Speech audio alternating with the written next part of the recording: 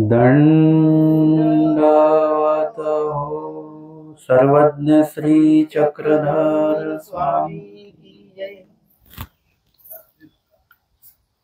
आजच्या सत्रामध्ये आपण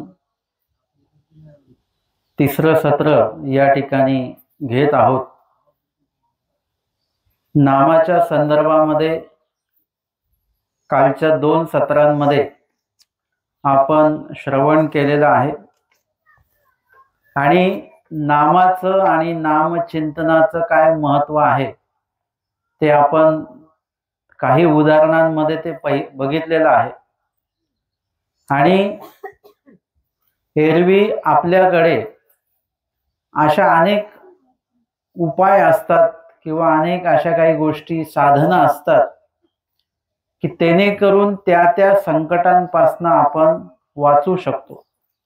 जसं पाऊस येतोय तर काय असतं, आपल्याकडे छत्री असते। ती छत्री असेल की तेवढ्या पुरतं आपलं पावसापासून रक्षण होऊ शकतं। आपल्याला कुठे काही नोकरी करायची असेल तर त्या संदर्भात आपल्याकडे शिक्षण असतं आणि त्या शिक्षणाच्या माध्यमातून ते जे काही एक प्रकारचं संकट असतं, नोकरीच्या ठिकाणी आपल्याला इंग्लिशमध्ये बोलायचं वगैरे, तिकडे शिक्षण नावाचं जे साधन आहे ते तुमच्या उपयोगी पडतं आणि ते संकट आपलं जात असतं। भूक हे संकट असेल, जेवण हे त्याचं साधन आहे की त्या ठिकाणी आपल्याला भोजन भेटलं की भुकेचं संकट जे आहे ते भुकेचं संकट आपलं जात असतं। अशा पद्धतीने प्रत्येक संकटाचा काही ना काही उपाय आपल्याकडे असतो, पण एखादं असं काही संकट असतं की ज्याचा कुठलाच उपाय आपल्याकडे नसतो। ते जर का संकट उपस्थित झालं तर आपल्याला ते शिक्षणही कामी येत नाही, आपल्याकडे असलेला पैसा कामी येत नाही, आपल्याकडे असलेले अलंकार, प्रॉपर्टी, संपत्ती, शेती, जमीन, पीक काहीच उपयोगी पडत नाही। ते संकटच असं असतं की सर्व काही समोर असून सुद्धा ते त्या संकटाच्या उपयोगी किंवा संकटाच्या त्या समस्येवर निवारण आपलं व्हावं त्या संकटातून, अशा प्रकारचं काहीच साधन आपल्याकडे उपलब्ध नसतं। आणि त्यावेळेला परमेश्वराचं जे नाम आहे ते नाम त्यावेळेला आपल्याला उपयोगी पडत असतं। तुमच्याकडे काहीच नसतं हातामध्ये, सगळं असून सुद्धा काहीच उपयोगी पडणार नाही अशी एक परिस्थिती आपल्याकडे उपस्थित होते, उपलब्ध। आणि त्यावेळेला आपल्याकडे असलेली नाम साधना, नाम चिंतन हे त्यावेळी उपयोगी पडतं। आणि खास करून अशी परिस्थिती फक्त दवाखान्यातच उपस्थित होते बरं का।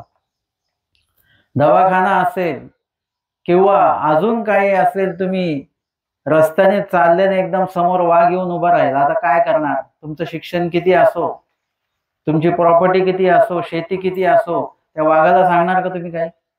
त्यावेळेला काय उपयोगी पडणार तुम्हाला?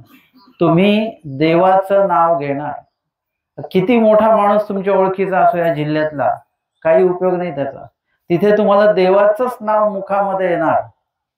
तशा पद्धतीने हे एकदा आपल्या आयुष्यामध्ये कधीतरी येत असतं। प्रत्येकाच्या आयुष्यामध्ये हा एक टर्निंग पॉइंट येत असतो, ही एक वेळ येत असते ज्या वेळेला आपल्याला देवाचं नाव हे घ्यावंच लागतं।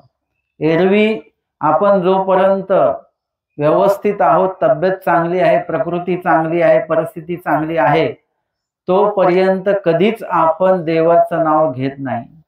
मंदिरात येणं हे येणं जाणं आपलं जे आहे, आश्रमात येणं जाणं जे आहे, साधू संतांना भेटणं आहे, एक तर आपलं एकदम ऑप्शनल असतं, औपचारिक असतं, कधीतरी म्हणजे भेटायचं म्हणून भेटायचं असतं। मंदिरातही आपण जातोय, रोजचं रुटीन आहे आपलं, जायचं, पाया पडायचं, यायचं। ती साधना जी केली पाहिजे, तुम्हाला वाटतं आम्ही फुल वाहिलं म्हणजे साधना झाली, आम्ही हात जोडले म्हणजे साधना झाली, तसं नाही। त्या ठिकाणी तुम्ही जसं तुमच्या ओळखीच्या लोकांशी आवर्जून भेटता, त्यांच्याशी बोलता, चालता, त्यांचे परिस्थितीची चौकशी करता, त्या प्रकारे आपणही परमेश्वराशी बोललं पाहिजे। परमेश्वराने विहित केलेले जे तत्वज्ञान आहे त्या तत्वज्ञानाच्या संपर्कात आपण गेलो पाहिजे। ते चिंतन जे आहे त्या संदर्भातली जी काही धर्मचर्चा जी आहे ती अनेकांशी केली पाहिजे। त्या धर्मचर्चेचं चिंतन जे आहे ते सुद्धा आपण केलं पाहिजे. इत्यादी प्रकारे परमेश्वराच्या संपर्कात राहावं लागतं. बघा, तुमच्या नात्यामध्ये तुम्ही जे संपर्कात राहता, तुमच्या घरी लग्न कार्य 10-15 वर्षांनी निघणार आहे, पण तुम्ही आजपासून त्यांच्या संपर्कात राहता का? 10-15 वर्षांनी यांचं काम आपल्याला पडणार आहे, लग्न कार्य आपल्या घरी आहे. तुम्ही फक्त 10-15 वर्षांनी जर का त्यांना भेटायला गेले तर ते म्हणतील एवढ्या वर्ष संपर्क नाही, आता यांच्याकडे काम निघालं म्हणून बरोबर आले. तसं देवाशी पण नुसतं काम पडलं म्हणून मंदिरात जायचं असं नाही पाहिजे. इथे नेहमीच संपर्क आपला असला पाहिजे. आणि हे एवढ्यासाठीच नाही तर ते आपल्यासाठीच उपयुक्त आहे. परमेश्वर आपल्या संपर्कात असतील आणि आपण परमेश्वराच्या संपर्कात असू तर एक प्रकारची मानसिक सबळता जी असते ती आपल्या अंतःकरणामध्ये राहते, सक्षमता असते ती आपल्याकडे राहते. आपल्याला जसं असतं ना की आपल्याकडे आहे, पैसा आहे भरपूर, काही वेळ पडलीच तर दागिने सुद्धा आहे, ते घाण ठेवता येतात आपल्याला, ते उपयोगी पडतील. अशा प्रकारे परमेश्वराचं सुद्धा अस्तित्व तुम्हाला जाणवलं पाहिजे. काही जरी झालं तरी परमेश्वर आहेत, परमेश्वर आहे. रात्री पाऊस आला की नाही? रात्री आता मी म्हटलं काय नाही, सकाळी पाऊस नसणार आहे बरं का, म्हणजे परमेश्वर आहेत सोबत. आणि सकाळच्या सत्रामध्ये आता आपण इथे बसलेलो आहे, काही पावसाचं कुठल्याही प्रकारचं काही चिन्ह नाहीये. म्हणजे इथे परमेश्वराच्या बाबतीमध्ये अशा प्रकारचं एक सक्षमता जी आहे ती सक्षमता आपल्यामध्ये असणं आवश्यक आहे. आणि ती सक्षमता जर का आपल्याकडे असेल, ती नाम साधना जर का आपल्याकडे असेल तर निश्चितपणे मी काल जसं सांगितलं तुम्हाला की शेवटी परमेश्वराकडे जाण्यापेक्षा सुरुवातीपासूनच परमेश्वराच्या संपर्कात आपण राहिलं पाहिजे. शेवटी औषध घेण्यापेक्षा काहीतरी आपण गोळ्या औषध घेत राहतो, तब्येत बिघडल्या, त्यापेक्षा आधीपासून जर का आपला आहार चांगला ठेवला, आपलं चालणं फिरणं जर का आपण व्यवस्थित ठेवलं तर तब्येत बिघडणं हे खूप कमी वेळा घडेल आपल्या बाबतीमध्ये. आणि म्हणून जेव्हा केव्हा डॉक्टर सांगतील की बस आता 24 तासच आहेत, आता आम्ही काय वाचवू शकत नाही, आणि मग आपण तेव्हा देवाच्या दारामध्ये जायचं वगैरे, म्हणजे वेळेवर आता काहीच उपयोगी पडत नाही म्हणून मग आता देवाला आपण संपर्क करायचा, हे योग्य नाही. यासाठी तुम्हाला काय करावं लागेल, आधीपासूनच आपण जे उदाहरण काल घेतलं, द्रौपदीला कृष्ण महाराजांनी जे वस्त्र पुरविले, ते द्रौपदीची भक्ती काय तेवढ्या पुरती नव्हती बरं का, की त्याच वेळेला तिला भक्ती उमटली आणि त्याच वेळेला तिने विनंती केली असं नाही. तिला परमेश्वराबद्दल, श्रीकृष्ण महाराजांबद्दल एक अतीव श्रद्धा होती आणि तिला हे माहिती होतं की किती काही संकट आलं तरी वाचवणारे श्रीकृष्ण महाराज आहेत, परमेश्वर आहेत, ते मला वाचवणारच आहेत. हे त्यांना तिच्या मनामध्ये ते पक्क होतं. याला आत्मविश्वास असं म्हणतात. नुसता विश्वास असणं हा एक प्रकार वेगळा आहे. विश्वासामध्ये असं असतं की ती विश्वास आहे आमचा, परंतु तो विश्वास खरा ठरेल की नाही ठरेल हे सांगता येत नाही. पण आत्मविश्वास असा असतो की तो तुमच्या आत्म्याची ती प्रतीती असते. तुमच्या आत्म्याला त्याबद्दल वाटत असतं की नाही, कार्य होणार आहे. संपर्क म्हणजे आपण जर को देवाशी संपर्क ठेवतो, तो संपर्क आपल्याला उपयोगी पडणारच आहे.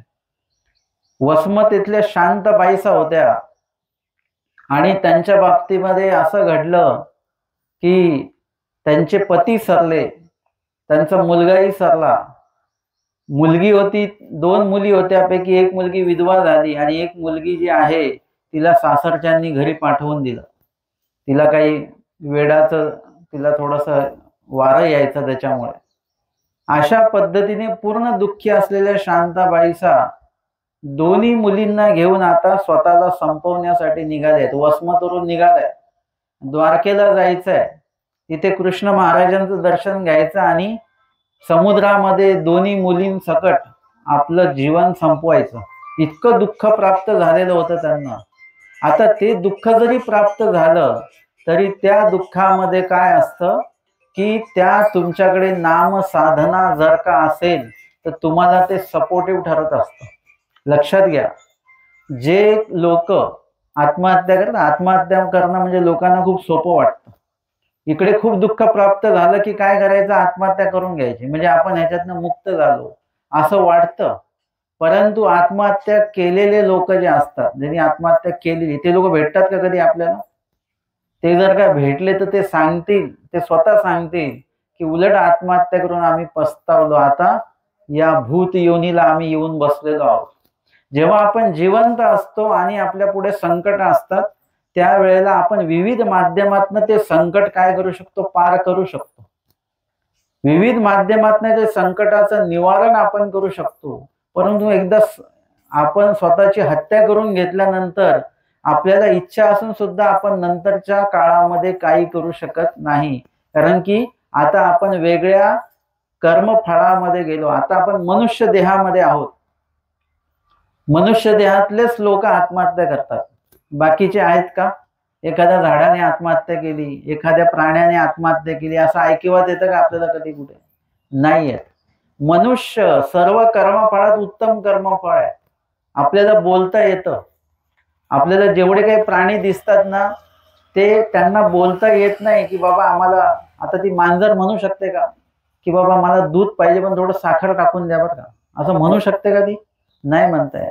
किंवा थोडं थंडावा वाढला, थोडं दूध कोमट करून द्या मला, असं नाही म्हणतायत. तिला बोलता येत नाही. तिला सगळ्या कर्मफळांमध्ये उत्तम कर्मफळ मनुष्य कर्मफळ आहे. आणि कारण की त्याला बोलता चालता व्यक्त होता येतं, स्वतः शिकता येतं, अनेकांना शिकवता येतं, सर्व कार्यांमध्ये मनुष्य देह जो आहे आणि त्या मनुष्य देहातला जो जीव आहे, सगळ्या कर्मफळांमध्ये जीव आहेत. प्राण्यांमध्ये आहेत, पशूंमध्ये आहेत, पक्ष्यांमध्ये आहेत, झाडांमध्ये आहेत, गवतामध्ये आहेत, किडा मुंगी सगळ्यांमध्ये जीव आहे. आणि मनुष्यामध्ये पण जीव आहे. आणि हे मनुष्य फळ आपण जोडलेलं आहे. आणि म्हणून आपण आता मनुष्य देहात आहोत. आता आपल्याला पुढच्याही देह जे आहे ते मनुष्य देहाचं मिळेल असं काय नाही. पुढचं किडी मुंगीमध्ये मिळालं तर तुम्ही म्हणाल की नाही मिळणार आम्हाला. परंतु आता जे किडे मुंगी आहेत आपल्याला दिसतात, पशु प्राणी दिसतात, त्यांच्यामध्ये जीव कुठून आलेला आहे? ते त्या कर्मफळात का गेले? त्यांचा जीव त्या कर्मफळात का आहे आणि आपला जीव या कर्मफळात का आहे, याचा विचार केला पाहिजे. हे एक्सचेंज होऊ शकतं बरं का. आपण तिकडे जाऊ शकतो, ते इकडे येऊ शकतात, काही पण होऊ शकतं. म्हणून हे उत्तम कर्मफळ आहे. आणि या कर्मफळाचं उत्तमत्व असं आहे की तुम्ही काहीही प्राप्त करू शकता, असं हे कर्मफळ आहे. अजून उत्तम काय आहे? फक्त आपल्याला व्यक्त होता होतं, बोलता येतं म्हणून उत्तम नाही आहे. तर तुम्हाला जे प्राप्त करायचं आहे ते जर का तुमच्या कक्षेत नसेल, क्षमतेत नसेल, तरी सुद्धा तुम्ही प्रयत्नपूर्वक ते प्राप्त करू शकता. आणि कधी कधी प्रयत्न करून जरी ते प्राप्त नाही झालं तरी त्याचं एक समाधान असतं आपल्याला की मी हा प्रयत्न केलेला आहे, मी उगाच रिकामा बसलेलो नाही, काहीतरी मी प्रयत्न केला आणि तिथपर्यंत पोहोचलेलो आहे. आणि अशा प्रकारचे उत्तम कर्मफळ मनुष्य देह संपवणं हे कुठल्याही प्रकारे योग्य नाही. उलट तुम्ही हे का करत असता? जेही लोक करतात ना असं, हे का करतात? त्याचं कारण असं आहे की त्यामध्ये की त्यांच्याकडे धर्माचं अधिष्ठान नसतं. धर्माचं अधिष्ठान नसल्यामुळे त्यांना ही स्वतःचं आत्मघात करण्याची बुद्धी सुचते. आणि ज्यांच्याकडे पण अध्यात्म आहे, हे लक्षात घ्यायचं, ज्यांच्याकडे पण अध्यात्म आहे, अध्यात्मामध्ये सगळी उत्तरं असतात. सगळी. एखादी व्यक्ती अशी असते की ज्यांना काही पण तुम्ही विचारा त्याचं उत्तर त्यांच्याकडे असतं. काही पण विचारा. आमचे जे विद्यागुरुजी आहेत, मामाजी, त्यांना कुठलाही शब्द विचारा, त्या शब्दाचा अर्थ ते सांगतात आणि त्याचं फोड विश्लेषण करून सांगतात. मूळ शब्द काय आहे आणि त्याच्यातनं हा शब्द काय तयार झालेला आहे. आणि शब्दकोशांमधनं पण ते आम्हाला दाखवतात. बघा इथे याच्यामध्ये संस्कृत शब्दकोशात हा शब्द याचा अर्थ हा आलेला आहे, इथे हा आलेला आहे. म्हणजे त्यांना आम्ही कुठलाही शब्द विचारला तर त्या शब्दाचा अर्थ आणि त्याचा एकंदरीत त्याचं जी काही बैठक आहे त्या शब्दाची ती आम्हाला ते सांगतात. आपल्या आयुष्यामध्ये एक तरी व्यक्ती असा पाहिजे की ज्यांना आपल्या प्रत्येक प्रश्नाची उत्तरं त्यांना येतील आणि ते अध्यात्माशी संबंधित असतील तर एकदम उत्तम आहे. आपले जे काही मार्गदर्शक आहेत ते विविध क्षेत्रातले असू शकतात, परंतु ते विविध क्षेत्रातले मार्गदर्शक सुद्धा आपले शाळेतले शिक्षक असतील, त्यांच्याही आयुष्यात असं काही घडलं तर ते सुद्धा स्वतःचा आत्मघात करू शकतात. म्हणजे त्यांच्याकडे जर का त्यांच्याकडे जर का अध्यात्माची बैठक असेल तर ते सुद्धा चुकीचा निर्णय कधी घेऊ शकत नाही. आणि ज्या ज्या व्यक्तीकडे अध्यात्माची बैठक आहे, अध्यात्माचा ज्यांना व्यासंग आहे, अध्यात्माशी जे संपर्कात आहेत, ते व्यक्ती कधीही चुकीचा निर्णय स्वतःच्या आयुष्याच्या बाबतीत घेत नसतात. दुसऱ्यांच्या आयुष्याच्या बाबतीत सुद्धा चुकीचा निर्णय ते घेत नसतात. हे अध्यात्माची वैशिष्ट्य आहे, विशेषता आहे. अध्यात्म असलेल्या व्यक्तीला जरी कोणी वाईट बोललं तरी अध्यात्म असलेला व्यक्ती कधी त्याला वाईट बोलून उत्तर देत नाही. वाईटाचं उत्तर वाईट असतं असं आपल्याला वाटतं, चांगल्याचं उत्तर चांगलंच असतं. चांगलं बोललं तर आपणही चांगलं बोला, परंतु वाईट जर का कोणी बोललं तर त्या वाईटाचं उत्तर वाईट असतं हे आपण धरून ठेवलेलं आहे. म्हणून आपल्यातले वाद मिटत नाही. वाईटाचं उत्तरही चांगलं असू शकतं की तुम्ही चांगलं, त्यांनी किती वाईट तुमच्याशी वागले तरी तुम्ही एका दृष्टीने चांगलं का वागायचंय? आपला चांगलेपणा दाखवण्यासाठी नाही, तर आपण स्वतःला चांगलं ठेवायचंय. म्हणून एखादा चिखल लागलेला माणूस जर का आपल्याकडे धावत आला तर आपण त्याच्या संपर्कात जाऊ का? आपण त्याच्यापासून लांब राहू. का लांब राहायचंय? की आपल्याला त्याचा तो चिखल लागला नाही पाहिजे. ते जे काही तो स्वतःला माती लावून आलेला आहे, ती माती आपल्या अंगावर उडाली नाही पाहिजे, चिखल उडाला नाही पाहिजे. तसं आपल्याला चिखल दिसतो, पण एखादा माणूस वाईट वागतोय तर त्याच्या सोबत संपर्कात येऊन आपण सुद्धा त्याला वाईट बोलतो. म्हणजे काय झालं, त्याच्याकडचा जो शब्दांचा चिखल आहे तो आपण घेतला ना, आणि आपणही त्याच्या अंगावर चिखल उडवायला लागलो, म्हणजे त्यालाही बोलायला लागलो आपण. असं होता कामा नये. आपण एखादा माणूस किती वाईट वागत असला तर आपण त्याच्यापासून 4 हात लांब राहायचं, याच्यासाठी की तो चिखल आपल्याला लागला नाही पाहिजे. आपल्या वाणीची शुद्धता आहे, ती शुद्धता तशीच राहिली पाहिजे. आपल्या वागण्या उठण्या बसण्यामध्ये जे काही पावित्र्य आहे ते पावित्र्य इतर व्यक्तीमुळे ते संपुष्टात येता कामा नये. आपल्यामध्ये अपवित्रता आली नाही पाहिजे. आपण नाही लहान मुलांना सांगतो की ते घाण बोलणाऱ्या मुलांसोबत राहू नको. का? कारण की त्याचं बोलणं ह्याच्याकडे आलं नाही पाहिजे. आणि तो जर का असं तसं बोलायला लागला की आपण म्हणतो तो त्या मुलांमध्ये खेळतो ना, तिथून शिकून आलाय हा. म्हणजे त्यांचं वाईट बोलणं आपल्या मुलाने बोलू नये असं तुम्हाला वाटत असतं. तशाच पद्धतीने आपल्याशी कोणी इतरही वाईट पद्धतीचं बोलत असेल, आपल्याला शिव्या शाप देत असेल, त्या बदल्यात आपण लगेच त्याला शिव्या शाप द्यायच्या नसतात. आपण त्याच्याशी जेवढं होता होईल तेवढं आपण चांगलंच वागायचं असतं. काही एका विशिष्ट वेळाने त्याचं वाईट बोलण्याची त्याची जी शक्ती आहे, त्याची जी ताकद आहे, ती काही वेळाने कमी होईल. है ना? एखादं तहान लागलेली भरपूर, तो किती पाणी पिऊ शकतो? एक तांब्याभर गटागट पाणी पिऊ शकतो, आणि दुसरा तांब्या दिला तर मग तो थोडं थोडं थोडं हळू, म्हणजे त्याची पाणी पिण्याची जी ताकद आहे आता ती संपलेली, त्याची तहान संपलेली आहे. तसं वाईट बोलणाऱ्याची पण एक ताकद असते. ती ताकद, त्याचं जे सामर्थ्य असतं ते काही वेळाने कमी कमी कमी होत जातं. एखाद्याचं होतच नाही, नसेल होत तर नसेल होत, परंतु आपण मात्र त्याच्यासोबत त्याच्या संपर्कात जाऊन आपण वाईट वागायला लागू नये, अशा प्रकारचं आपली भूमिका असली पाहिजे. आणि म्हणून या ठिकाणी हे मनुष्य देह अशा प्रकारचं आहे जे शुद्ध आहे, आणि त्यामधलं जे शुद्धत्व आहे ते आपल्याला स्वतःलाच टिकवून ठेवायचं आहे. आणि इतर जण कोणी येऊन जर का, इकडे बघा माझ्याकडे, जर का इतर जण येऊन त्याच्यामध्ये अशुद्धत्व आणत असेल तर मग आपल्यावर कुठल्याच प्रकारचं नियंत्रण नाही असा त्याचा अर्थ होतो. कोणी येऊन आपल्याला चिडवून जातो आणि आपण चिडतो, असं होता कामा नये. आणि हे सगळं कधी शक्य आहे? आता मी तुम्हाला किती समजून सांगितलं आणि लगेच तुमच्यात बदल झाला असं होणार नाही. त्यासाठी तुम्हाला ते अध्यात्म जे आहे ते तुम्हाला इथे आणावं लागेल. बघा बरं, फ्रीज बंद आहे आणि त्याच्यामध्ये आपण फ्रीज चालू केला आणि काहीतरी पाणी वगैरे ठेवलं, लगेच थंड होईल का ते? नाही, त्याला विशिष्ट वेळ लागेल फ्रीज थंड होण्याला. मग फ्रीज थंड झाल्यानंतर तुम्ही त्याच्यामध्ये जे ठेवाल ते एका कमी वेळामध्ये थंड होणार आहे. आता तुम्ही लगेच हे केलं तर त्याला जास्त वेळ लागेल. त्यासाठी तुम्हाला काय करावं लागेल, आधी अध्यात्म तुमच्यामध्ये आणावं लागेल, अध्यात्माचं वर्तन तुमच्यामध्ये आणावं लागेल आणि मग तुमचं वागणं तुम्ही स्वतः अभ्यासायचं, की आधी तुम्ही कसे होतात आणि आता तुमच्यामध्ये काय बदल झालेला आहे. आता आपण जुने कपडे घालून आलेलो, आपण कुठेही बसू शकतो. आता आपण जर का कडक एकदम घडी मोडली आताच कपड्याची आणि असे कपडे घालून आलो तर लगेच आपल्याला कळतं की आता आपण इथे बसणार नाही आहोत. आपल्याला काहीतरी चांगली जागा आपण बघतो, चांगलं ठिकाण आपण बघतो, लगेच आपलं वर्तन बिघडतं. नुसतं चांगले कपडे घातल्याने आपल्या वागण्या उठण्यात लगेच बदल होतो, है ना.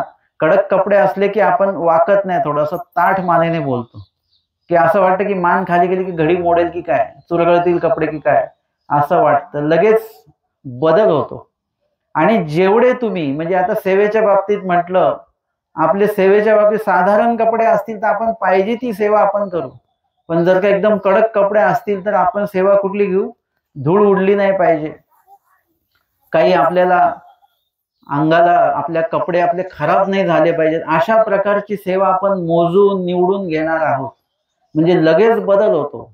म्हणजे आपल्यामध्ये साधारण गोष्टीत जर का आपण बदल केला, नुसती चप्पलच नवीन घातली तरी आपण चालताना 10 वेळा तरी चपलेकडे बघतो की पाय माझा कसा दिसतोय, चप्पल माझ्या पायाला कशी दिसते, चपलेला पाय कसा दिसतोय, असं सगळं बघत असतो आपण.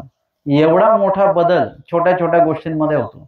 मग जेव्हा केव्हा तुम्ही अध्यात्म स्वतःमध्ये जेव्हा तुम्ही उतरवता त्यावेळेला तुमच्यामध्ये आमूलाग्र बदल होतो आणि हे तुम्हाला स्वतःला कळतं.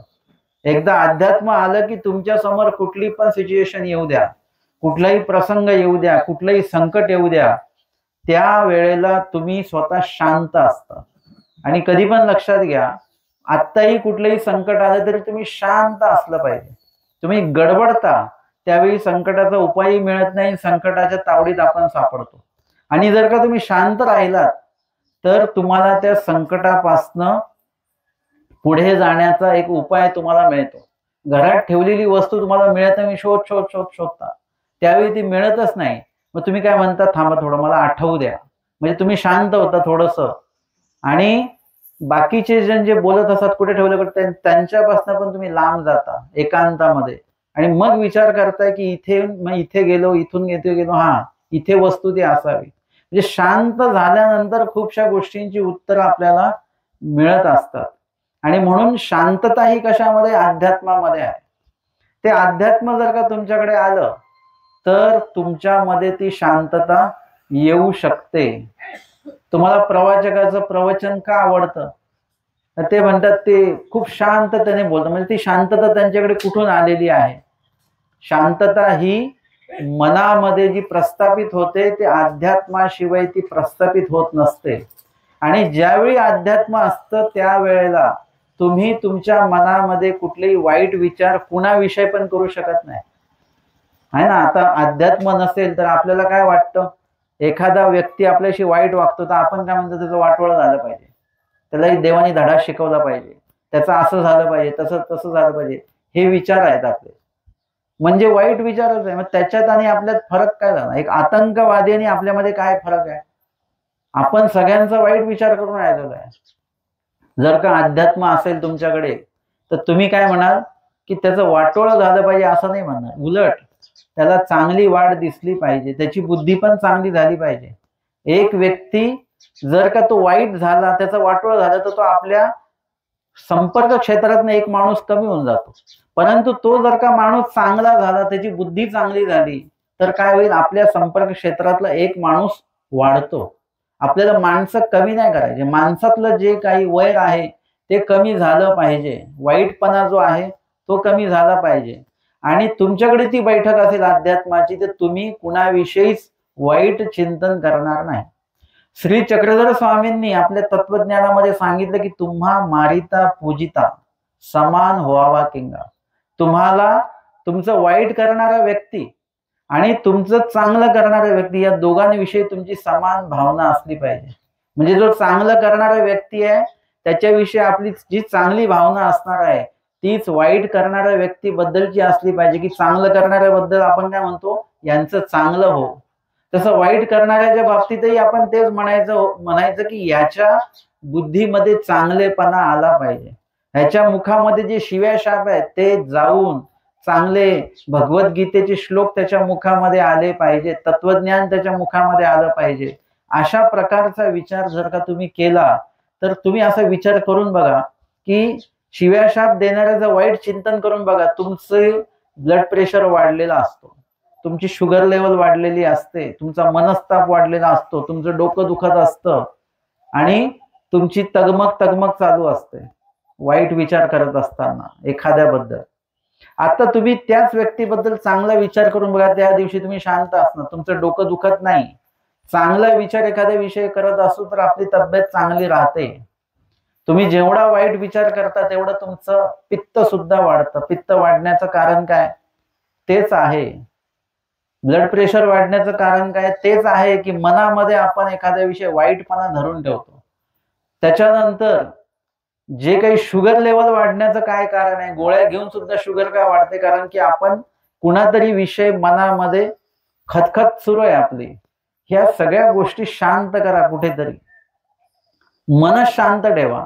तुमचं डोकं दुखणार नाही, तुमची तब्येत चांगली राहणार आहे, तगमग तुमची नसणार आहे, मनशांतता जी आहे ती तुम्हाला प्राप्त होणार आहे. आणि म्हणून हे सर्व जे आहे ते आपल्यामध्ये असं उतरलं पाहिजे, झिरपलं पाहिजे.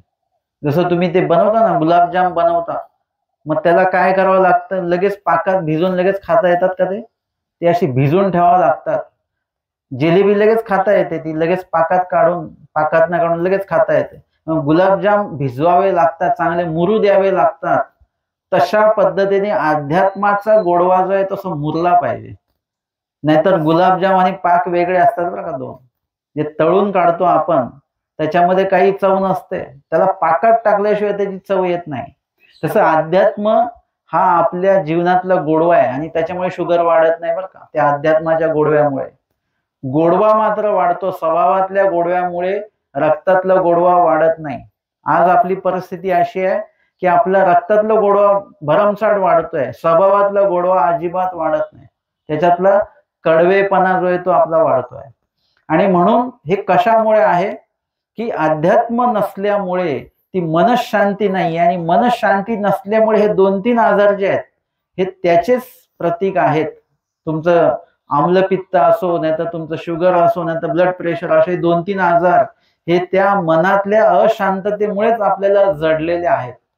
आणि म्हणून ज्यांच्याकडे ही आध्यात्मिक बैठक नाहीये ते लोक लगेच कुठेतरी काय करतात? आत्महत्येला प्रवृत्त होत असतात. आणि ज्यांच्याकडे ही बैठक आहे ते कधीच आत्महत्येचा विचार तर करणार नाहीत, पण इतरांच्या पण हत्येचा विचार ते कधीच करू शकत नाहीत. म्हणजे इत्यादी प्रकारे आपलं मन इतकं पवित्र होऊन जातं की तुम्ही इतरांविषयी सुद्धा वाईट विचार करूच शकत नाही अजिबात. इतकं पवित्रता, इतकी शांतता आणि इतकी शुद्धता आपल्या अंतःकरणामध्ये. आणि एकदा जर का स्वच्छता झाली, तुम्ही नुसतं अंगण जरी धुवून काढलं तरी सुद्धा तुम्ही तिथे पाय ठेवू देत नाही कोणाला. अरे चपलेचे पाय आणू नको इकडे. ते तुम्हाला त्याच्याविषयी पण एक लागलेपणा तयार होतो. तसं जर का मन शुद्ध झालं आपलं आणि तुम्हाला म्हटलं कोणी तुमच्याविषयी ते अमके अमके बोलत, तुम्ही म्हणा काही सांगू नका मला, जाऊ दे, ते काय बोलतात ते त्यांच्याकडे. आपल्या मनामध्ये ती अशुद्धता आली नाही पाहिजे. आपण आता निरोपणामध्ये आहोत, आपण प्रवचनामध्ये आहोत, आपण स्मरणामध्ये आहोत, आपण देवधर्म करतो आहोत. अशा वेळेला कुठल्याही प्रकारचं अशुद्धत्व आपल्या मनामध्ये येता कामा नये. एक दिवस पाळून बघा तुम्ही. आपण कधी पाळतो? ज्या दिवशी आपला वाढदिवस असतो ना, मग त्या दिवशी आपण म्हणतो आज माझा जन्मदिवस आहे, आज कोणाशी भांडायचं नाही, वाद करायचं नाही. एक दिवस आपण तो घालवतो. जन्मदिवस जर का आपण चांगला घालवतोय चांगल्या पद्धतीने, तर जन्म कसा घालवला पाहिजे? आपल्याला फक्त जन्मदिवसाचंच महत्व आहे का? पूर्ण जन्माचं महत्व असलं पाहिजे. पूर्ण जन्म जो आहे तो चांगल्या प्रकारे आपण व्यतीत केला पाहिजे, चांगल्या प्रकारे आपण जगलो पाहिजे, की लोक म्हटले पाहिजेत आपल्या माघारी की हा माणूस एकदम चांगलं आयुष्य जगला. आता जर का मी निरोपणाला आलेलो आहे, आता हे माझं आयुष्य आहे सध्या तुमच्या इथे 6-7 दिवसाचं. आता ह्याच्यात मी जर का काही पण बोलून गेलो तर चालेल का? तुम्हाला अपेक्षित आहे का माझ्याकडनं असं काही पण या बाबांनी बोलावं? वाईट साईड बोलावा, आम्हाला शिव्या द्याव्या, असं वाटतं का तुम्हाला? आणि मलाही तेच वाटणार की बाबा नाही, मला इथे चांगलं बोलून जायचं आहे, की लोकांनी आपल्याविषयी माघारी पण चांगलं बोललं पाहिजे. अशा प्रकारचं बोलणं माझ्या वाणीमध्ये येण्यासाठी मला आधी अध्यात्म आणावं लागतं मनामध्ये. अध्यात्माच्या बैठकीत मला राहावं लागलंय काही वर्ष, तेव्हा जाऊन हे एकदम असं साखर खाऊन गोड बोलता येत नसतं कधी. यासाठी आपल्याला त्या चिंतनामध्ये असावं लागतं. आणि वाईट जर का आपण काय काय केलं तर त्याच्यामुळे काय काय होईल पुढे, नुसतंच वाईट चिंतनाने नुसतं वाईट चिंतन होत नाही. वाईट चिंतनाने वाईट बोलल्या पण जात. वाईट बोलल्यानंतर ते नुसतं बोलण्यापर्यंत मर्यादित राहत नाही, ते प्रत्यक्ष क्रियेमध्ये पण उतरल्या जात असतं. आणि म्हणून एक छोटासा वाईट चिंतन मोठ्या वाईट बोलण्याला कारणीभूत ठरू शकतं. आणि वाईट बोलणं जे आहे ते वाईट कृत्याला कारणीभूत ठरू शकतं. आणि म्हणून आपल्याला मुळामध्ये मनामध्येच ते वाईटाचं बीजारोपण करायचं नाहीये. वाईट मनामध्येच नाही आलं तर वाचेमध्ये कधीच नाही येणार, आणि वाचेत नाही आलं तर क्रियेमध्ये पण कधीच येणार नाही. आणि हे शुद्धत्व आपण आपलं राखायचं आहे. स्वतःचं शुद्धत्व स्वतः राखायचं आहे. आपल्या घरामध्ये जरी कोणी कसं काही असेना, कुठल्या स्वभावाचे का असेना, पण आपला स्वभाव मात्र आपण चांगला ठेवायचा. कारण आपल्याला आपल्या शुद्धत्वाकडे लक्ष द्यायचं आहे. आणि म्हणून इथे आपला विषय सुरू आहे की शांताबाईचा या स्वतःचा आत्मघात करण्यासाठी निघालेले आहेत. आणि विषय आत्मविश्वासाचा पण चालू आहे बरं का. त्यांच्याकडे अध्यात्माची बैठक नसल्यामुळे त्यांनी तो विचार केला. पण अध्यात्माची बैठक असती तर मरून करायचं काय? त्याच्यापेक्षा आपण जर का अध्ययन केलं, संन्यास घेतला, एखाद्या आश्रमात राहिलो तर काय हरकत आहे, हा पण तर विचार होऊ शकतो की. समुद्रात जाणं आणि मृत्युमुखी पडणं आणि त्याच्यानंतर काय होतं आपल्याला माहिती नाहीये, है ना. भूत योनीला वगैरे ग्रह योनीला तो जीव जाऊ शकतो. आणि जर का भूत योनीला जाणं म्हणजे किती अवघड आहे. एरवी जो व्यक्ती मेलेला आहे त्याच्यासाठी लोक किती रडतात, परंतु तो जर का परत भूत बनून आला तर चालेल का त्या लोकांना? रडणाऱ्या लोकांना चालेल का? ते म्हणतात बाबा हे काहीतरी वेगळंच आलं आता घरामध्ये, म्हणजे हे गेलं पाहिजे बाहेर. म्हणजे तोच व्यक्ती आलेला आहे भूत बनून, तर भूत बनून आपण आलेलोही कोणाला चालणार नाहीये, लक्षात घ्या. सगळेजण आपल्याला घाबरणारच आहे. मग असं आयुष्य काय कामाचं आहे ज्याच्यामध्ये आपल्याला सगळी घाबरणार आहे? पेक्षा आपण असं आयुष्य जगूया की ज्याच्यामध्ये सर्व समस्येचं निवारण करण्याचा प्रयत्न आपण केला पाहिजे. आणि ते जर का आपण केलं तर निश्चितपणे त्याच्यामध्ये यश प्राप्त होतं. यश जरी प्राप्त नाही झालं तरी तुमची मानसिक जी काही उंची आहे, वैचारिक जी काही उंची आहे ती तुमची वाढते. आणि ती वाढवता आली पाहिजे आपल्याला. शांताबाईसांनी तो निर्णय घेतला, कारण अध्यात्म त्यांच्याकडे नव्हतं. परंतु जाताना त्यांचे जे भाचे सारंग पंडित, त्यांना ते भेटले पैठणला आणि त्यांना सांगितलं की असं असं आहे, हे आता 2 मुली आणि मी आहे, काय जगून करायचं म्हणे. असं आता आम्ही जाऊन समुद्रामध्ये स्वतःला आम्ही समर्पित करणार आहोत, असं त्या म्हटलं. आणि सारंग पंडित जे आहेत ते श्री चक्रधर स्वामींच्या संपर्कामध्ये आहेत, स्वामींचं निरूपण ऐकणारे आहेत वगैरे. स्वामींच्या बाबतीमध्ये जो काही चांगला अनुभव त्यांना आलेला आहे ते अनुभवाचे ते अनुभव करते आहेत. आणि म्हणून त्यांनी शांताबाईसांना काय सांगितलं की आत्महत्या करू नको वगैरे नाही सांगितलं. त्यांनी सांगितलं असं कर, तुला जायचंच आहे ना तर जाताना आमच्या स्वामींना भेटून जा वेरूळला. ह्याला काय म्हणतात? आत्मविश्वास. सारंग पंडितांमध्ये तो आत्मविश्वास होता की स्वामींना भेटल्यानंतर शांताबाईसा वृद्ध आहेत, वयस्कर आहेत वयाने, त्या आता त्यांना आपण काय गोष्टी समजून सांगणं पेक्षा सुद्धा ज्यांच्याकडे त्यांचं आयुष्य चांगलं होईल अशा परमेश्वराकडे त्यांना पाठवणं हे आपलं कर्तव्य आहे. आणि म्हणून सारंग पंडितांनी फक्त एवढंच सांगितलं की जाताना स्वामींना भेटून जा, वेरूळला स्वामी आहेत. आणि तिथे शांताबाईसा गेल्या आणि त्यांचं आयुष्य बदलून गेलं. आणि स्वतःला संपवण्यासाठी निघालेल्या शांताबाईसा जीवन संपवायला निघालेल्या होत्या, त्यांना जीवन सापडलं. आपण जीवन का संपवतो?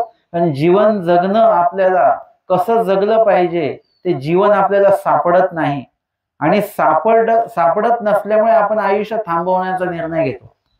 खूपशी नाती अशी आहेत आपल्या आयुष्यात की जी नाती पुढे कशी चालवायची आपल्याला त्याचं उत्तर माहिती नाही आहे. आपण वाद भांडण करून ते नात्यांमध्ये आपण तो गोंधळ तयार केलेला आहे.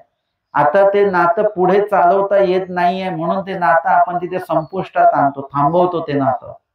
आपल्याला आपल्या आयुष्यामध्ये जे काही प्राप्त झालेले ते पुढे नेता आलं पाहिजे. आपल्याला चांगल्या चांगल्या ज्या गोष्टी आहेत ते पुढे नेता आल्या पाहिजे. ते थांबवण्याचं काही कारण नाही आहे.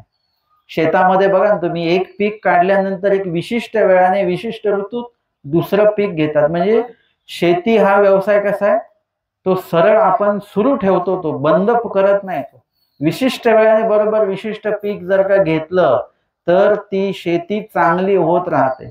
चुकीच्या वेळेला चुकीचं पीक घेतलं तर मात्र नुकसान त्याच्यामध्ये होतं. आणि अशा पद्धतीने शांताबाईसा तिथे गेल्या आणि पूर्ण बदल झाला. आत्महत्येचा विचार बदलला आणि संन्यास आयुष्य शेवटपर्यंत जगलेले आहे. संन्यास आयुष्य का जगायचं आहे की आयुष्यभर तुम्ही संसारामध्ये जे काही धावपळ केलेली आहे पूर्ण है ना, शेवटपर्यंत मरेपर्यंत आपलं तेच धावपळ धावपळ धावपळ सगळं तेच चालू असतं. ह्यासाठी कुठेतरी शांतता असली पाहिजे. आपण रात्रीचं झोपतो का बरं? दिवसभराच्या धावपळीची शांतता कुठेतरी देहाला आणि मनाला विचाराला प्राप्त झाली पाहिजे, म्हणून ती झोप महत्वाची आहे रात्रीची. तशा पद्धतीने कुठेतरी संन्यास आयुष्य किंवा चिंतन आयुष्य, अध्यात्म आयुष्य हे मनाच्या त्या जी काही धावपळ आपली सुरू राहते त्याला कुठेतरी शांत करण्याचं ते माध्यम आहे. आणि शांताबाईसांना सारंग पंडितांनी स्वामींकडे जे पाठवलेलं आहे असं आपण कोणाला पाठवू का? आत्महत्या करणारा निघालेला माणूस आहे, आपण एकट्याला जाऊ देऊ का कुठे? नाही जाऊ देणार. आपण त्याच्या सोबत राहू, त्याच्यावर लक्ष ठेवा बरं का. म्हणजे इथे सारंग पंडितांनी मात्र सोबत आलेले नाही शांताबाईसांच्या, कारण की त्यांना आत्मविश्वास आहे. एक विश्वास असतो, एक आत्मविश्वास असतो आणि एक अतिविश्वास असतो. अतिविश्वास नसला पाहिजे पण आत्मविश्वास मात्र असला पाहिजे. आणि त्या दृष्टीने आपण काय केलं पाहिजे, त्या आत्मविश्वासाने ईश्वर चिंतनामध्ये असलं पाहिजे. विषय आपला सुरू आहे की द्रौपदी ज्या होत्या त्यांच्यामध्ये तो आत्मविश्वास होता की कोणी नाही मदतीला आलं तर कृष्ण महाराज माझ्या मदतीला येणार आहे. आणि द्रौपदीने सर्वांपुढे जे हात पसरलेले आहेत ते निश्चित त्याच्यामधनं सुद्धा आपल्याला बोध घेण्यासारखा असा आहे की आपण सुद्धा आपल्या आयुष्यामध्ये सगळ्यांकडनं एकदा तरी मदत मागून बघितलीच पाहिजे. तोपर्यंत आपला जो भ्रम आहे तो भ्रम आपला जाणार नाही. आपल्याला असं वाटतं की नाही नाही ते कधी आमच्या मदतीला उभे राहतीलच, तीच व्यक्ती उभी राहत नाही मदतीला कधी. आपल्या मनामध्ये जे भ्रम आहेत की आपल्या मदतीला कोण उभं राहतंय, काय मदत करतं, त्यामुळे सुद्धा परमेश्वराचं अधिष्ठान असतं, परमेश्वराचं सहकार्य असतं. आपल्याला मदत मिळते त्यावेळी आपण त्यांना काय म्हणतो, तुम्ही देवासारखे धावून आलात. म्हणजे देवाचं नाव आपण तिथेही घेतोच आहोत, कारण की माहितीये की अशा वेळेला कुणीही व्यक्ती आपल्याला मदत करणार नाही. त्यांना देवानेच बुद्धी दिली म्हणून ती मदत आपल्याला झालेली आहे. म्हणजे देवाचं, परमेश्वराचं अधिष्ठान प्रत्येक ठिकाणी असतंच असतं. चांगलं जिथे जिथे आहे तिथे ते अधिष्ठान असतं. आणि म्हणून इथे द्रौपदी ज्या आहेत, द्रौपदींना ते अधिष्ठान त्यांच्या मनामध्ये आहे की आधी सगळ्यांची मदत मागितल्यानंतर मग तिथे कळतं की हे सुद्धा एक अध्यात्म आहे बरं का.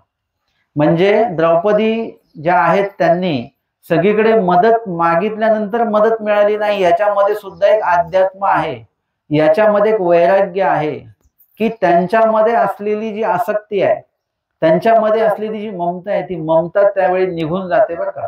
आपल्याला जर का वाटलं की आपण किती आजारी पडलो तरी आपल्याकडे भरपूर पैसा आहे आणि डॉक्टरांना सांगितलं तुम्हाला पाहिजे तेवढा पैसा घ्या, ते डॉक्टर म्हणतील इथे पैशाची गरजच नाहीये, तुमची प्रकृती आमच्या औषधांना साथच देत नाहीये, तुमचा पैसा काही कामाचा नाही. त्यावेळेला आता त्या पैशावरून आपल्याला वैराग्य निर्माण होतं की एवढा पैसा असून काहीच उपयोगाचा नाही. त्यावेळी पैशाचं मूल्य आपल्याला कळतं आणि मग आपण परमेश्वराचं चिंतन त्यावेळेला करत असतो. आणि म्हणून अशा प्रकारे आपल्या मनामध्ये ह्या ज्या काही गोष्टी आहेत, या द्रौपदीच्या मनामध्ये जशा पद्धतीने ते परमेश्वराचं अधिष्ठान आहे, तसं अधिष्ठान आपल्या मनामध्ये असलं पाहिजे. उगाच वरवडे अधिष्ठान असा प्रकार नको पाहिजे. ते मुरलं पाहिजे चांगलं, त्याच्यामध्ये ते अधिष्ठान आपल्या अंतःकरणामध्ये, आपल्या विचारामध्ये मुरलं पाहिजे, आपल्या आचारामध्ये ते मुरलं पाहिजे, उठण्या बसण्यामध्ये ते मुरलं पाहिजे परमेश्वराचं अधिष्ठान. त्यावेळेला आपलं आयुष्य एक वेगळं आयुष्य असणार आहे. आणि या आयुष्याच्या कार्यकाळामध्ये कितीही वाईट परिस्थिती आली तरी अध्यात्म असलेला व्यक्ती कुठल्याही प्रकारे अस्वस्थ होत नाही. हे त्याची विशेषता अजून अशी आहे, अस्वस्थ नाही होत. एक व्यक्ती मी बघितले, त्यांना काही जरी त्यांना समस्या सांगितली की ते म्हणायचे काय नाही, आपण होऊन जाईल ते बाबा, होऊन जाईल ते. म्हणजे इतकं समाधान त्या व्यक्तीच्या मनामध्ये बोलण्यामध्ये होतं, आणि ती व्यक्ती बरोबर ते कार्य पार पाडायचे, शेवटास ते कार्य न्यायचे. म्हणजे इतकं त्यांच्यामध्ये परमेश्वराविषयी श्रद्धा होती की देव काही वाईट करणार नाही, सगळं बरोबर होणार आहे बाबा. म्हणजे अशा पद्धतीने ते चालायचं.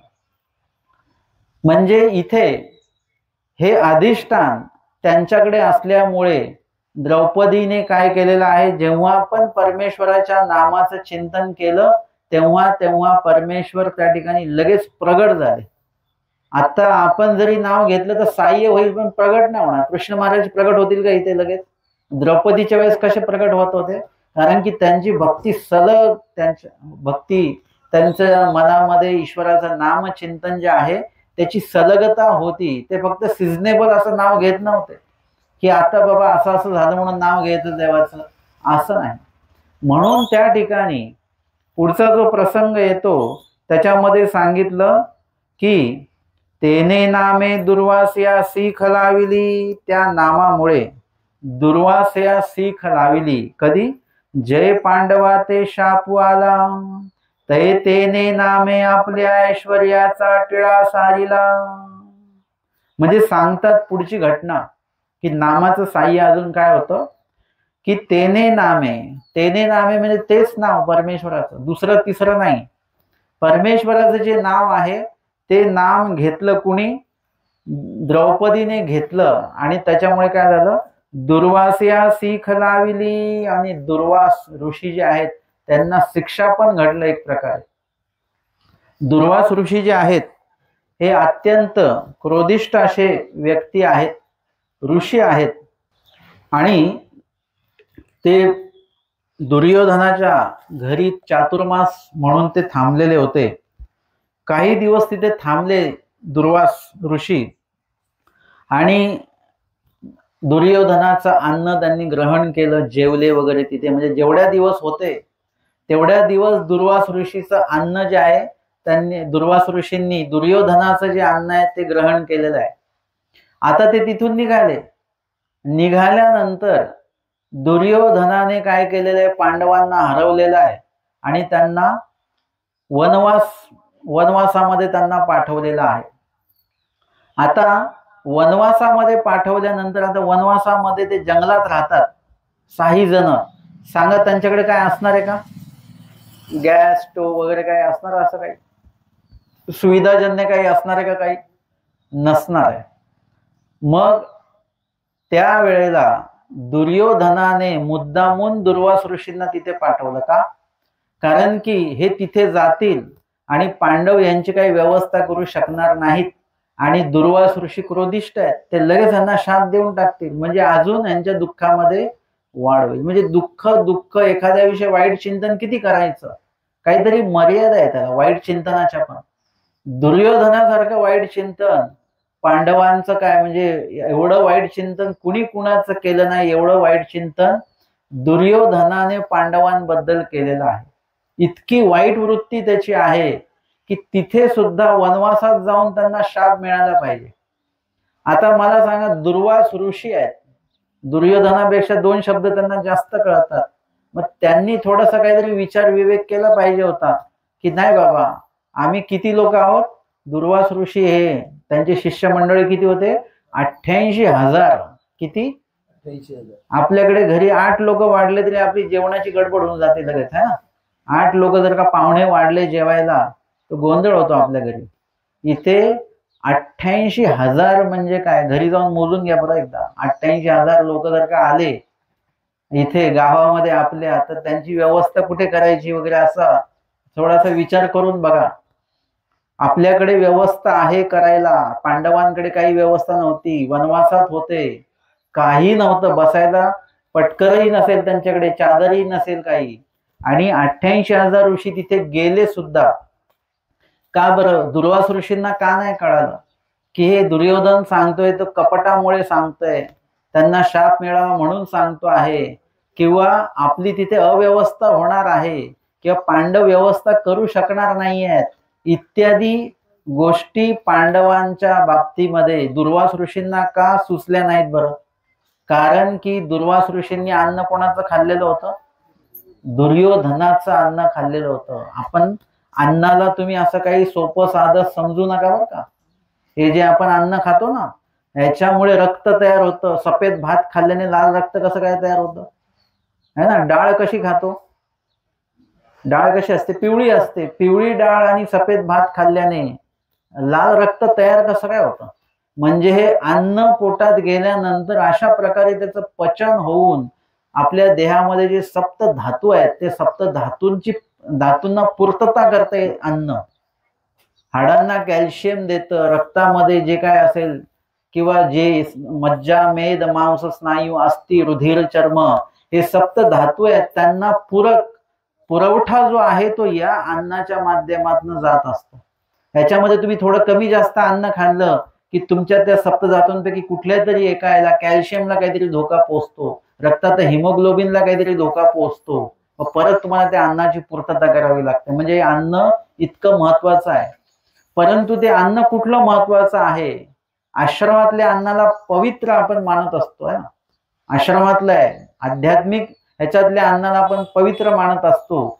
तशाच प्रकारे अन्नामध्ये अपवित्रता देखील असते. कुठे अन्न भोजन करावं, कसल्या निमित्ताचं अन्न असेल, ते भोजन करायचं की नाही करायचं, हे ज्याचं त्यांनी ठरवायचं असतं. कारण की या ठिकाणी आपल्याला त्या अन्नाच्या माध्यमातून भरपूर काय मिळणार असतं. डॉक्टर पहिले विचारतात काल काय काय खाल्लं होतं, म्हणजे आजारपण कशामुळे आलं? अन्न खाल्ल्यामुळेच आलं. किंवा आपलं प्रतिकार शक्ती कशामुळे? अन्न खाल्ल्यामुळेच आहे.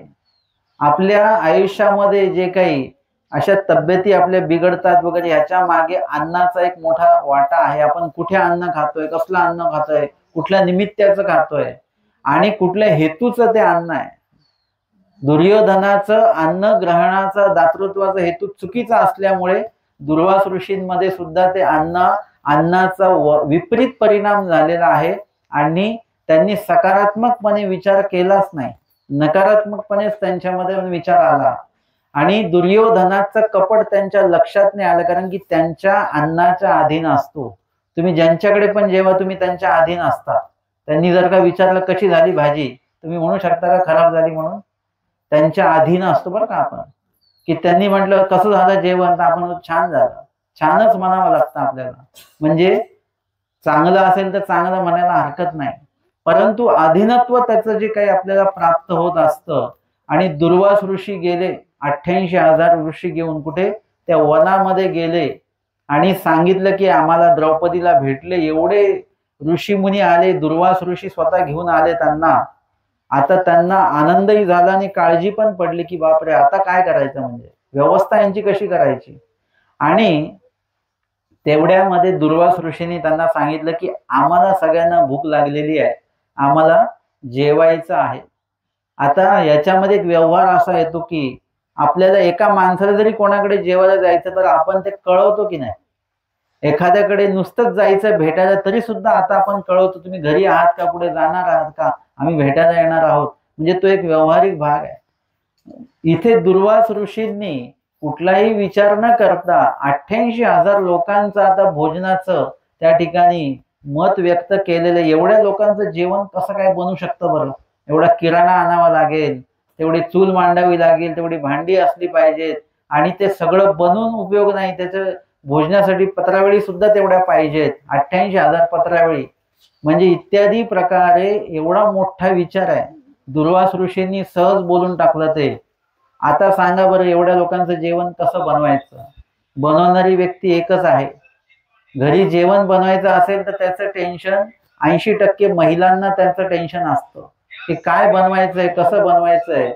आणि तिथे काय झालेलं आहे की दुर्वास ऋषींनी असं म्हटल्यानंतर द्रौपदी ज्या आहेत त्यांच्या समोर ते प्रश्नचिन्ह उभं राहिलं. आता करायचं काय?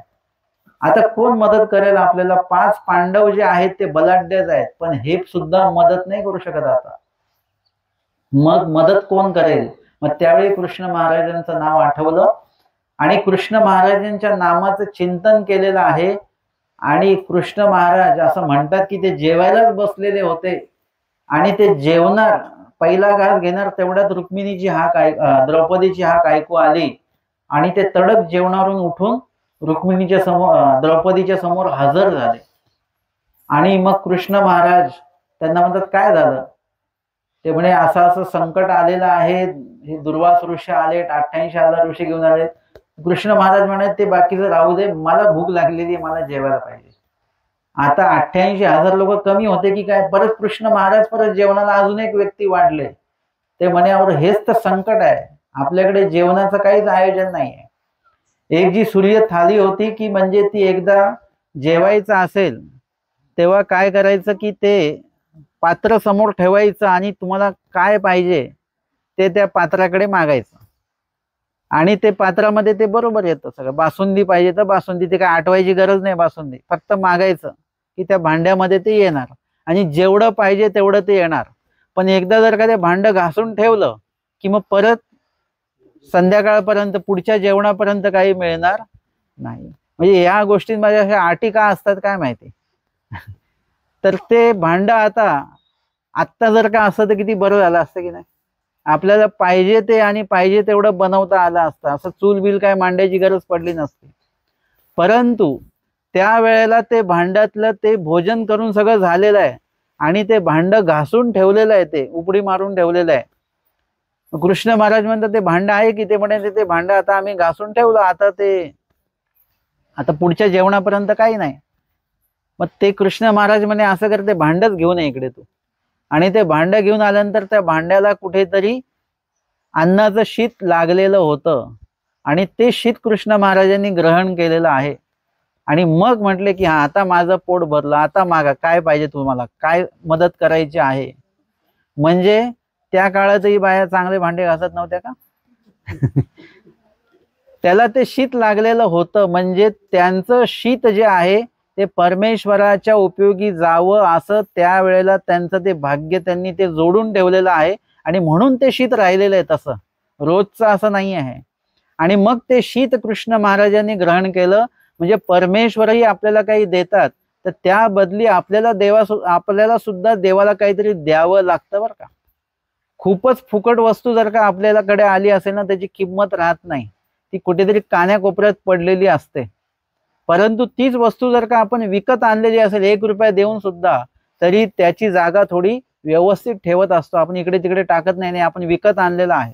तसं परमेश्वराकडनं जे पण भेटते आपल्याला ते फुकट नाहीच भेटलं पाहिजे. आपल्याला एका विड्यावर सगळं नाही भेटलं पाहिजे. आपल्याला कमवता आलं पाहिजे, मिळवता आलं पाहिजे. फक्त त्याचं माध्यम परमेश्वर असले पाहिजेत. आणि मग परमेश्वराकडनं जे मिळतं तेव्हा परमेश्वर सुद्धा आपल्याकडनं काहीतरी घेतात, कारण की आपली सुद्धा दातृत्वाची भावना असली पाहिजे. तुमच्या शेजारचे लोक तुम्हाला 1 वाटी साखर देतात, तुमच्याकडे नसते तेव्हा. का देतात? जेव्हा ते ओळखतात की तुम्ही सुद्धा देऊ शकता, तुम्ही परत आणून देणार आहात हे त्यांना माहिती असतं, म्हणून ते तुम्हाला देत असतात. जे तुमची पण देण्याची वृत्ती असली पाहिजे, तेव्हा त्यांची पण देण्याची वृत्ती तयार होत असते. तसं परमेश्वराला पण आपण काहीतरी दिलं पाहिजे, तर परमेश्वराला पण आपल्याला काहीतरी देऊ वाटेल. देण्या घेण्यातनं आपुलकी वाढत असते. आपली जी काही तुमच्या समाजातली, तुमच्या संपर्कातली, तुमच्या नात्यातली जी काही नाती टिकून राहिलेली आहेत, त्याचं कारण आहे की देणं घेणं तुमचं सुरू आहे, देवाणघेवाण सुरू असल्यामुळे ते नातं टिकून आहे. त्यातल्या एकाने जरी देणं घेणं बंद केलं तर दुसऱ्याचं सुद्धा ते बंद होणार, दुसऱ्याचं पण देणं घेणं बंद होणार. तसं देवाशी पण आपल्याला आपलं नातं कसं ठेवायचं, देण्या घेण्याचं ठेवायचं आहे. देवाकडनं जर का काय आपल्या घ्यायचं अपेक्षित आहे तर देवाला सुद्धा आपल्याला देण्याची वृत्ती आपल्यामध्ये तयार असली पाहिजे. देव तुमच्याकडे काही पैसे मागत नाहीत. इतर समाज किंवा जीव आपल्याकडनं जी अपेक्षा ठेवतात ती अपेक्षा परमेश्वर ठेवत नाही. परमेश्वर असं काही मागतात जे कुणीच नाही मागत, ते परमेश्वर मागतात. आणि एखाद्या वेळेस आपण इतरांनी काही जे मागितले, पैसा मागितला, काही संपत्ती मागितली, कदाचित आपण देऊ शकत नाही. पण परमेश्वर असं काही मागतात की जे आपण एनी टाइम कधी पण आपण त्यांना देऊ शकतो. तरुण वयातही देऊ शकतो आणि एकदम म्हातारे मरायला टेकलेलो आहोत अशा वेळी जरी देवाने काही मागितलं तेव्हा सुद्धा आपण ते देवाला देऊ शकतो. अशा प्रकारचं दातृत्व परमेश्वर आपल्याकडे मागत असतात. अर्थात परमेश्वराला आपण जे देतो ते काही उपयोगाचं नसतं बरं का. फक्त ते बघतात की तुमची देण्याची वृत्ती काय आहे.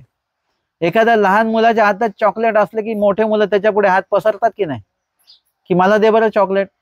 आणि तो लहान मुलगा त्यांना द्यायला जातो, ते मोठे लोक घेतात का ते चॉकलेट? ते घेत नाही. ते म्हणतात नाही नाही घे बरं, तूच का, तुझ्यासाठीच आणलेलं आहे. आणि जर का त्या मुलाने दिलंच नाही तर आपण म्हणतो बापावर गेला बरं का, अजिबात द्यायला तयार नाही. किंवा असं काहीतरी कोणाचं तरी नाव त्याला जोडून टाकतो, आजीवर गेला, आजोबावर गेला, आईवर गेला, असं काहीतरी नाव त्याला जोडून टाकत असतो. आपल्याला त्या मुलाला नसतं बोलायचं, त्या मोठ्यांनाच बोलायचं असं ते बरोबर बोलून घेतो आपण. अर्थात आपल्याला त्या मुलाचं काही खायचं नसतं, फक्त त्याची देण्याची वृत्ती आहे की नाही आहे ते आपण बघतो. आणि त्यांनी जर का देव केलं तर आपल्याला तो मुलगा खूप चांगला वाटतो की वा नाही हा देणारा पोरगा आहे बरं का. तशा पद्धतीने परमेश्वराने त्या ठिकाणी काय केलेलं आहे, ते दातृत्व जे आहे करण्याआधी त्या ठिकाणी आधी त्यांच्याकडनं एक शीत अन्न घेतलेलं आहे, ते ग्रहण केलेलं आहे.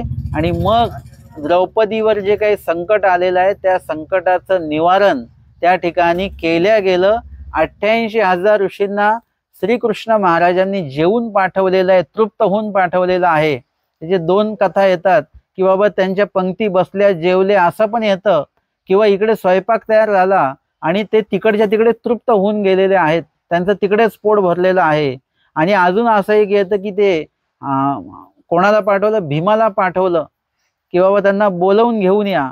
आणि भीम गेले त्यांना बोलवायला, ते सगळे घाबरले, गदा घेऊन आले, कशासाठी आले बरं, आणि ते पळाले. असं 2-3 कथा त्याच्यामध्ये येतात.